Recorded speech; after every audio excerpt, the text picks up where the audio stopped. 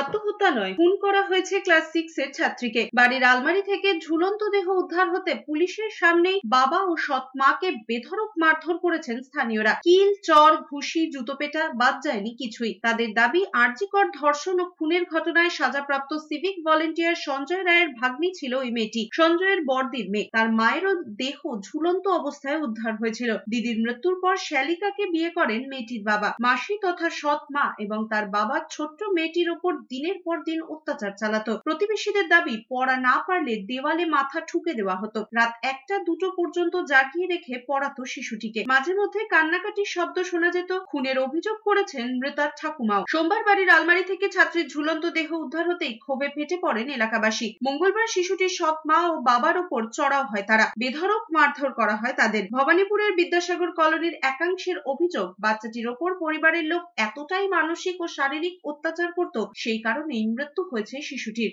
এটা তো পুরো এখন আইনি ব্যাপার, আইনের হাতে চলে গেছে। আইন যেটা ডিসিশন নেবে সেটাই হবে।